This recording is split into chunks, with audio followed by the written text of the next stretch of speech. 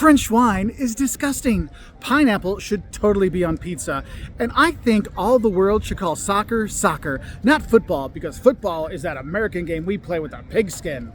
Look, those are examples of rage baiting. If you're not sure what it is, rage bait is when you post something online just to get people riled up, get people getting into rage, and therefore they're going to comment and they're going to say stuff, they're going to like, and they're going to dislike, they're going to say stuff, but they're going to get people to do things.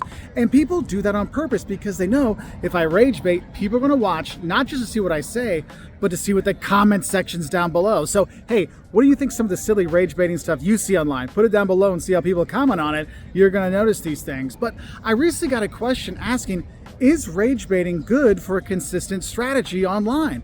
And I'm going to tell you, short term, it can very much work. You're going to have a lot of engagement. People are going to comment about these things. It's going to get noticed. Therefore, it's probably going to get shared more. And the thing is, anger triggers people. It triggers them to do something, whether it's comment, dislike, share with their friends saying, I can't believe this silly American says pineapple should be on pizza and French wine is gross. Well, here's one thing you have to realize is a lot of times those rage baiting things, they don't think that. They just put things out there to get people to comment like, look, I love French wine. It's fantastic. And no, pineapple does not belong on pizza, but it's not horrible. I've had it on there with pepperoni. It's acceptable. But let's be honest. You go online, you think about sports, people will comment, oh, Pele, he's not even one of the best 10 soccer players or football players in the world. Jordan, psh, he's like number 5 on my list of best basketball players ever. You know right away, if you make a statement like that, people are going to comment. So in the short term, it really does help out. And the thing is, though, long-term wise, in terms of long-term strategy, I would say it's very risky to use rage baiting as your main strategy because eventually people realize, oh, you're just doing the rage baiting to get people to comment, to get people to say those things. That's why if you look over times, every 3 or 4 years, whoever's the biggest rage baiting kind of person online switches because people get kind of tired of hearing the same thing over and over again. So long term, it's not super helpful. Also, if you're getting things that are getting people upset, some of the algorithms, some of the social media channels actually will punish you and say, hey, wait, you're obviously posting this just to get people upset, and the comments kind of show that.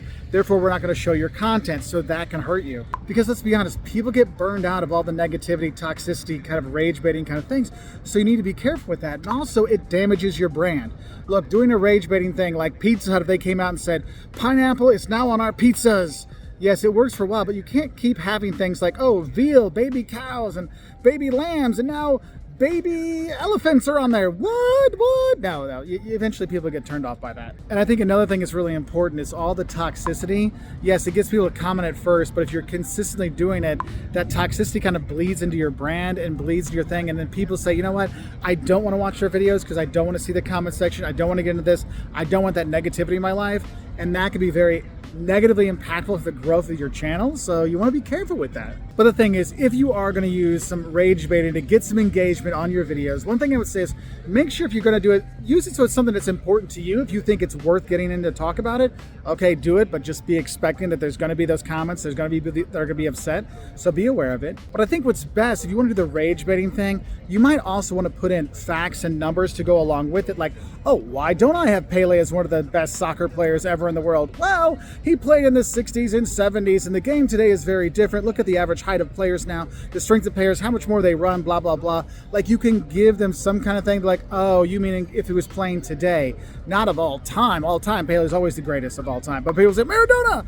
Different eras, different stuff. But the thing is, if you put context into it, it's going to be more likely that your audience won't get turned off by the rage baiting. And if you are going to be doing any of this rage baiting content just to get people to engage, just kind of have an idea that make sure you keep it on brand, because on brand, it can help out. Because if it's not on your brand and it's not helping you move forward, maybe it's best not to do it anyway. So what are some questions you have about social media? Let us know in the comments below, and I'll say bye from here in Paris. And no, pineapple really shouldn't be on pizza. And French wine really is amazing.